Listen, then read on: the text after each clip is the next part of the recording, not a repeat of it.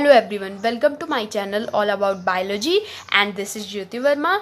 Today we will discuss about the second part, that is the stem of cycas. So the stem of cycas is basically unbranched. In older plants, stem becomes thick, columnar and woody. So cycas is basically a plant whose stem is thick, columnar and woody. It is covered with persistent and woody leaf bases, and it shows alternating armor of leaf bases. It shows a foliage leaf scar, then a scale leaf scar, and then a sporophyll scar. So cycas is basically a very tall tree whose stem is very hard, and it consists of leaf bases. Okay, the leaf bases are alternately arranged over the stem. It consists of a foliage leaf scar and a scale leaf scar and a sporophyll scar on its stem. So अगर हम cycas के stem की बात करें तो cycas की stem mainly unbranched होती है. कुछ एक्सेप्शनल केसेस में जब कभी भी प्लांट में कुछ इंजरी हो जाती है तो आपको ब्रांचिंग देखने को मिल सकती है, बट नॉर्मली जो साइकस का प्लांट होता है वो अनब्रांच्ड होता है.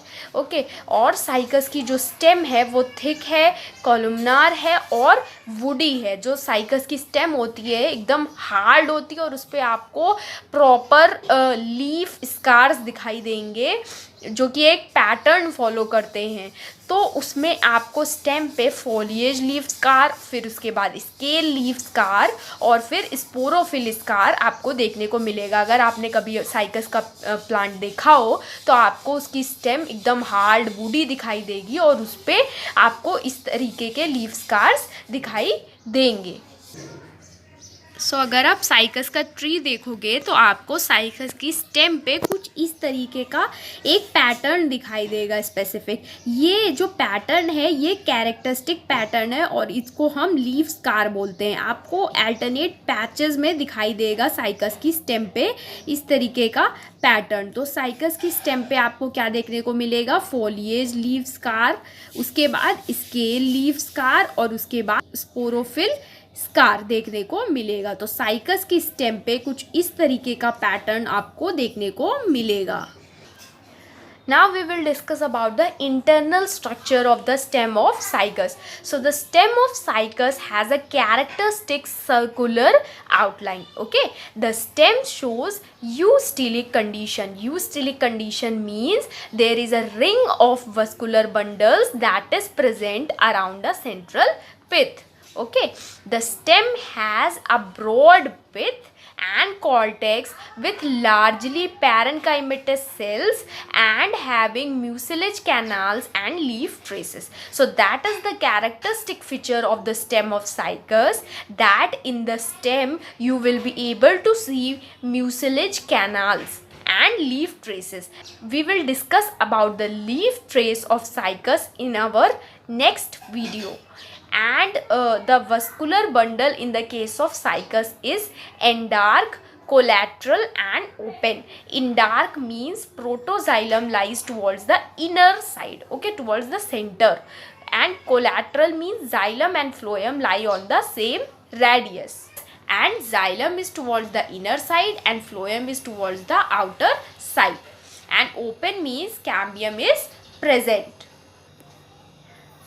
Now the next point is the xylem is composed of xylem tracheids and xylem parenchyma, and vessels are absent in the case of cycas. So this point is very important, that in the case of cycas vessels are absent, and the phloem consists of sieve tubes and phloem parenchyma, and companion cells are absent in the case of cycas stem.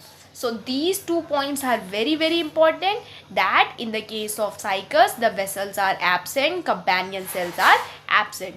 Okay, and another important point is the condition of vascular bundle, which is endark, collateral and open, and the presence of mucilage canal is very important in the stem of cycas. सो अगर हम cycas के internal structure की बात करें, जब आप cycas का जो स्टेम है उसका टीएस, टीएलएस या आरएलएस कुछ भी कट करते हैं तो आपको किस तरीके का स्ट्रक्चर दिखेगा। बेसिकली यहाँ पे हम लोग ट्रांसवर्स सेक्शन की बात कर रहे हैं कि साइकस की स्टेम का जो ट्रांसवर्स सेक्शन है वो कैसा होगा। तो स्टेम की जो आउटलाइन होगी वो सर्कुलर होगी। उसके बाद जो स्टेम है उसमें आपको यू स्टीलिक कंडीशन देखने को मिलेगी। यू स्टीलिक कंडीशन का मतलब क्या होता है कि जो वस्कुलर बंडल है, वस्कुलर बंडल यानी कि जाइलम और फ्लोएम है, वो एक रिंग के फॉर्म में पित्त के चारों ओर प्रेजेंट होंगे। उसके बाद स्टेम में आपको एक ब्रॉड पित्त मिलेगी, कॉर्टेक्स मिलेगा और पैरेन्काइमेटस सेल्स बहुत ज़्यादा अमाउंट में मिलेंगे। म्यूसिलेज कैनाल्स प्रेजेंट होंगे साइकस की स्टेम में, जो कि बहुत ही इंपॉर्टेंट कैरेक्टरिस्टिक फीचर है। और लीफ ट्रेस प्रेजेंट होंगे, जिसे हम अपने नेक्स्ट वीडियो में डिस्कस करेंगे। वस्कुलर बंडल जो है स्टेम के केस में वो इंडार्क, कोलेट्रल और ओपन है। सो इन टर्म्स की मीनिंग आपको बहुत पता होनी चाहिए, फिर डायग्राम आप देख के समझ जाएंगे कि क्या इंटरनल स्ट्रक्चर में पॉइंट्स आ रहे हैं। सो वस्कुलर बंडल आपका इंडार्क है। इंडार्क का मतलब क्या होता है, जब प्रोटोजाइलम सेंटर की तरफ यानी पित्त की तरफ होता है तो उस कंडीशन को हम इंडार्क कंडीशन कहते हैं। ओके, स्टेम में ज़्यादातर आपको इंडार्क कंडीशन ही देखने को मिलेगी। Next is the collateral. Collateral का मतलब होता है जाइलम और फ्लोएम एक ही रेडियस पे प्रेजेंट हो, पहली बात। और जो आपका जाइलम है वो अंदर की तरफ यानी पित्त की तरफ होता है और फ्लोएम बाहर की तरफ होता है।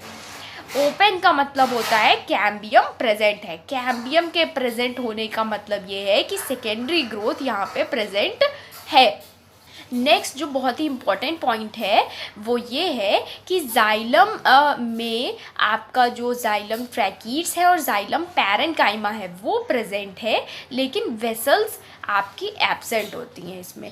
सो ये बहुत ही इम्पॉर्टेंट पॉइंट है कि साइकस के स्टेम में वेसल्स, जाइलम वेसल्स एब्सेंट होते हैं। फ्लोएम में भी आपका सीव ट्यूब प्रेजेंट है, फ्लोएम पैरेन्काइमा प्रेजेंट है, लेकिन जो कंपेनियन सेल्स हैं वो एब्सेंट है। सो ये मेन की पॉइंट्स है कि इंटरनल स्ट्रक्चर जो स्टेम होती है साइकस की, उसके इंटरनल स्ट्रक्चर में आपको कौन कौन सी चीज़ें देखने को मिलेंगी और कौन कौन से पॉइंट्स इम्पॉर्टेंट हैं। So this is the diagrammatic representation of the transverse section of stem of cycas. So in the transverse section you will be able to see that there are leaf scars, as we have discussed it, that on the external view you will be able to see leaf scars on the stem. Then there is a layer of epidermis, cortex, which is broadly parenchymatous in nature, and you will have leaf trace. We will take up the topic leaf trace in cycas in our next video. And there are mucilage canals which are present in the cortex of the stem, which are very important point. Next you will have the vascular bundles which are arranged in eustelic arrangement. Eustelic arrangement means arrangement of vascular bundles in the form of ring. Okay, and the vascular bundle is indark. Indark means the protoxylem is towards the center. Okay, and there is arrangement which is conjoint and collateral. It means xylem and phloem lies on the same radius, and xylem lies towards the inner side and phloem lies towards the outer side. Okay, and the vascular bundle is open. It means that the cambium is present in this case, and you will have the presence of a center pith which is broadly parenchymatous in nature. ये जो diagram है ये cycas की stem का diagrammatic representation है। तो अगर आप बाहर से देखें तो आपको सबसे पहले स्टेम पे लीफ स्कार दिखाई देंगे, जो हम अभी आपको दिखा चुके हैं पिछले डायग्राम में।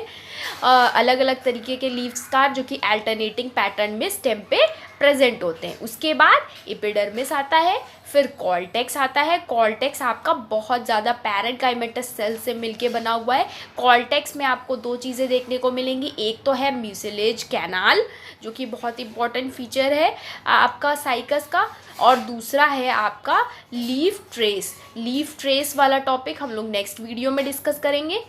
उसके बाद हम अगर वस्कुलर बंडल की बात करें तो वस्कुलर बंडल यहाँ पे यूस्टीलिक अरेंजमेंट है, यानी कि जो वस्कुलर बंडल्स है वो रिंग में प्रेजेंट है। दूसरी बात, वस्कुलर बंडल्स की कंडीशन एंडार्क है। एंडार्क मतलब जो प्रोटोजाइलम होता है वो सेंटर की तरफ है, मेटाजाइलम बाहर की तरफ है, ठीक है। और दूसरा आपका ओपन वस्कुलर बंडल है, यानी कि कैम्बियम प्रेजेंट है जो कि सेकेंडरी ग्रोथ में हेल्प करेगा।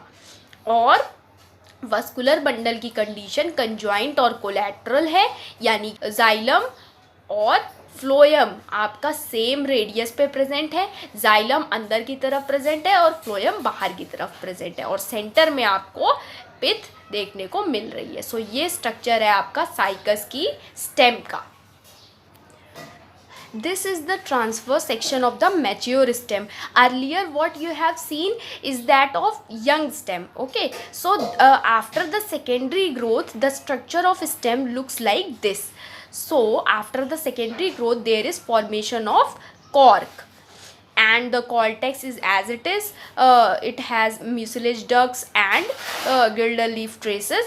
However, after the secondary growth you will be able to see the presence of secondary xylem and secondary phloem. So there are rings of xylem which are present on the mature stem.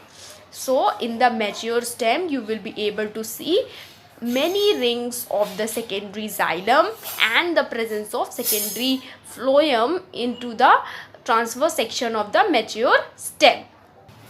ये जो आपका diagram है ये cycas की mature stem का TS है। Mature stem का मतलब ये है कि जब साइकस की स्टेम में सेकेंडरी ग्रोथ हो जाएगी तब स्टेम किस तरीके की दिखाई देगी।